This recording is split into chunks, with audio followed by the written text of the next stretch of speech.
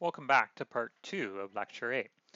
Now in the first part, I just showed that given a matrix, we can make a transformation from that matrix.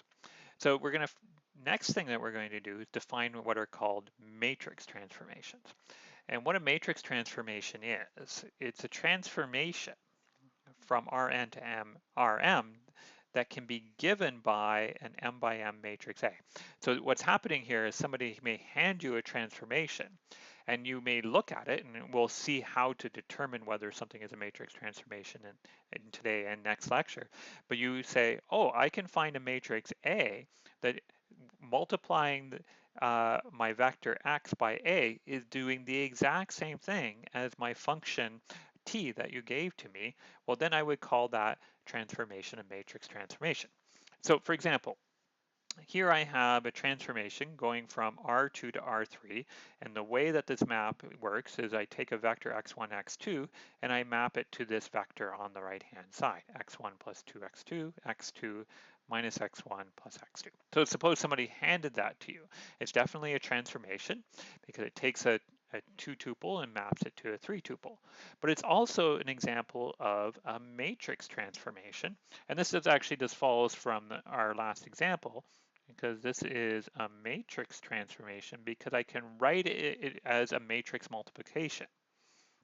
So this is a matrix transformation since I can write my vector, or sorry, my transformation as taking this matrix right here, 1, 2, 1, 0, negative 1, 1, 1, and multiplying it by x1, x2.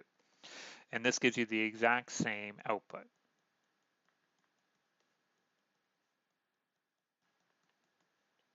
Okay, so that gives us an example of a matrix transformation. Now, transformations, right, are just any function from Rn to Rm. And a matrix transformation is a special type of transformation, and it's a property that's not preserved for all, or not had by all transformations. Okay, so the following example is quite important because it shows you that not every transformation is a matrix transformation.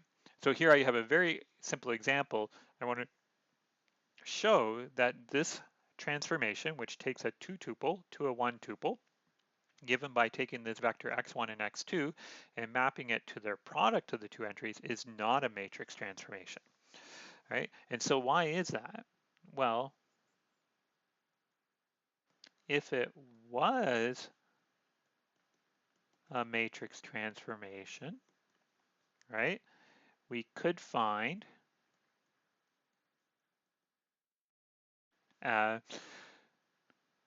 oops, let me write this out here a little bit.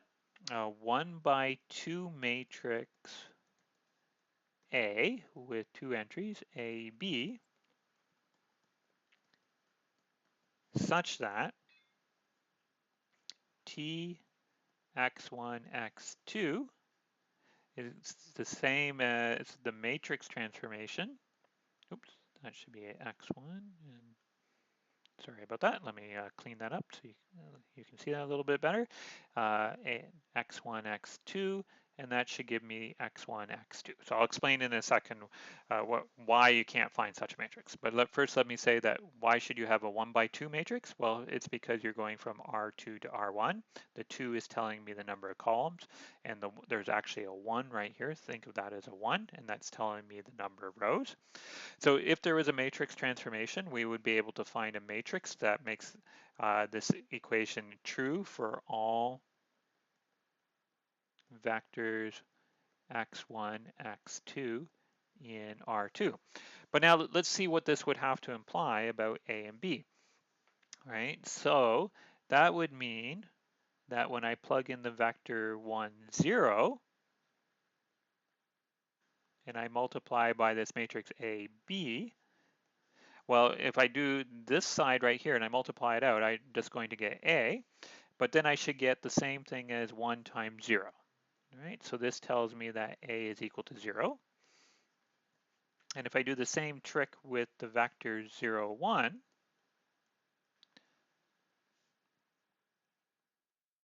Matrix multiplication tells me that this should be equal to b, and according to the rule of the transformation, this should be the same thing as 0 times 1, which now in time implies that b is equal to 0.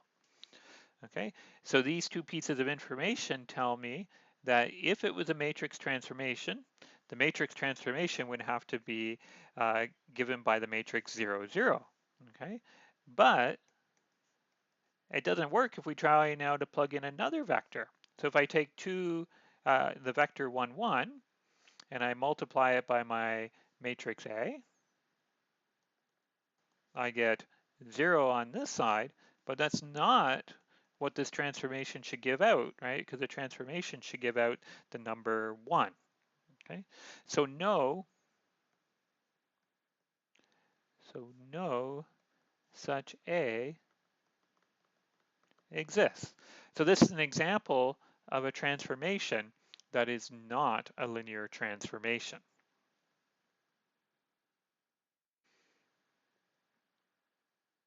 So one thing I do want to say before carrying on to the next part, so first of all, this is what a matrix transformation is, and the next fact here just tells me something nice about matrix transformations, is if you have a matrix transformation, the range of t, right, this is just the range of t, right? We take a vector x and Rn, and then we plug it into my function t, and we run over all vectors x. But because it's a matrix transformation, that's the same thing as taking every x in Rn and multiplying it by my matrix A. But we've actually seen this, if I kind of ignore this part right here and just look at x in Rn, and I consider all the vectors I get by multiplying by A, I've seen that I get the span of the columns of A. So when we have a matrix transformation, the range of T can actually be described in terms of something that we've seen before, which is the span of the columns of A, where A is the matrix giving the matrix transformation. So that's what a matrix transformation is. In the next part, I'm going to talk to you about what a linear transformation is, and then I'm going to try to connect the two pieces together.